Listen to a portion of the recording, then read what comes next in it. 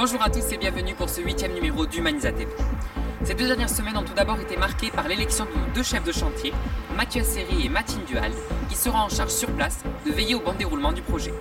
Ensuite, ce début de semaine a été marqué par le retour de nos 2 professeurs, Monsieur Joie et Madame Lorenz, avec qui nous avons pu longuement débriefer sur leur prémission, sur le projet et sur le Népal. Mais aujourd'hui, nous avons décidé de nous focaliser sur une toute autre actualité.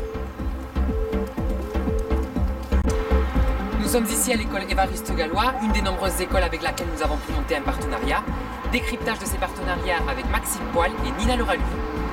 Du coup, aujourd'hui, on va vous parler des partenariats qu'on a avec les écoles. Donc, on propose aux écoles du coin, enfin surtout sur la côte basque, de réaliser un partenariat dans lequel on intervient, nous, en classe, et on présente notre projet. Et souvent, on essaye d'aller un peu plus loin en intégrant une partie de notre projet au programme pédagogique. Donc on a dû réaliser un programme pédagogique sur une trame qui avait été donnée par une enseignante. Donc on a proposé ça aux classes, aux directeurs des écoles, et ils ont de suite accepté qu'on intervienne dans leur classe. Donc ainsi ça permet encore un peu plus d'intégrer des personnes dans notre projet, des personnes de la ville d'Anglet, des personnes des villages voisins. Et ça permet pour nous surtout de nous faire connaître encore un peu plus et de montrer notre engagement sur ce genre d'action. Donc je vais laisser la parole à Nina qui va vous parler du plus gros partenariat qu'on a eu pour le moment. Donc le but était avec une école qui est située à côté de notre école, c'est la primaire d'Évariste Galois.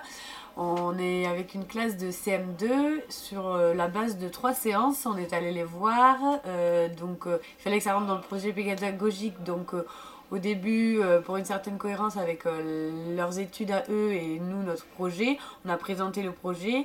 On leur a proposé de faire des petits aménagements de l'intérieur par rapport à notre projet qu'on va faire au Népal. Et à la fin, par exemple, c'était plus sur la géographie, où se situe le Népal, qu'est-ce que le Népal, quelle est la capitale.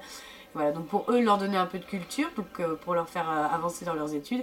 Et nous, pour qu'après, ils aient envie de participer à notre projet. Donc par exemple, par la vente de gâteaux, ils vont organiser une vente de gâteaux pour les fonds nous reviendront à nous. Et voilà. Et pour que leurs parents soient aussi au courant et peut-être aient envie aussi de donner pour le projet. Et on a également réalisé un partenariat avec l'école Saint-Joseph de Saint-Pé-sur-Nivelle. Donc là, c'était une école bilingue. Donc on était 3 avec 2 bilingues basque-français.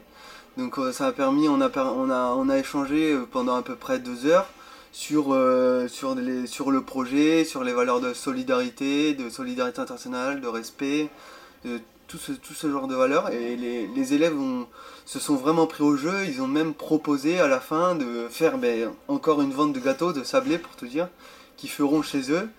Et ils voulaient intervenir sous la forme symbolique, donc ils en sont arrivés au point de dire que les fonds qu'ils nous verseraient seraient pour payer la porte d'une des classes, donc comme symbole d'accès à l'éducation. Et pour conclure, c'est vraiment des actions qui ont vraiment fonctionné. Nous, on a pris du plaisir à faire ça, on a rigolé, et les élèves ont joué le jeu, tout comme les enseignants et les directeurs des différentes écoles. Donc on est vraiment content de ce genre d'action et je pense que même pour nous c'est un plus. Oui, et aussi au niveau de, comme on va reconstruire une école, eux ils sont aussi, c'est des élèves qui ont le même âge que les gens qu'on va aider là-bas. Donc ça permet aussi qu'ils se rendent bien compte de la différence entre nous, eux, et voilà, ils sont vraiment pris au jeu et enfin c'est une bonne expérience. C'était vraiment une bonne expérience. On a commencé à dessiner un plan sur une feuille. 3 plans, on a fait 3 groupes, on a dessiné chacun un plan. Et puis après, on a essayé avec des enfants, avec des vrais. Trop serrés. Nous, la classe En fait, on a mis 6 enfants comme ça, en long, comme ça. Là. Et 6. Non, 6. Ah oui, 10 d'abord. On a vu qu'on était trop serrés. Et après, on a essayé avec 5 enfants comme ça. Non, 6 comme ça et 5 rangés. Et on a vu que ça allait, que ça rentrait, qu'ils n'étaient pas trop serrés et qu'ils pouvaient très bien travailler, qu'ils pouvaient travailler sans être tout serrés. Donc on a décidé de faire. Quel est le niveau des enfants? On dit tous une classe.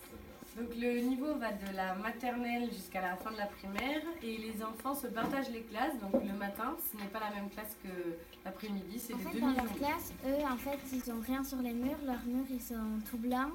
Alors que nous, ici, il y a plein de choses sur les murs. Et que dans leur classe, il n'y a qu'un tableau et des chaises et des tables. C'est ainsi que s'achève ce nouveau numéro. Merci à tous de nous avoir suivis. Merci à toutes les équipes d'Humanisa TV. Pour plus d'informations, vous pouvez consulter notre site internet www.humanisa.fr. Quant à nous, on se retrouve la semaine prochaine pour un tout dernier numéro avant les vacances de Noël. A très vite sur Humanisa TV.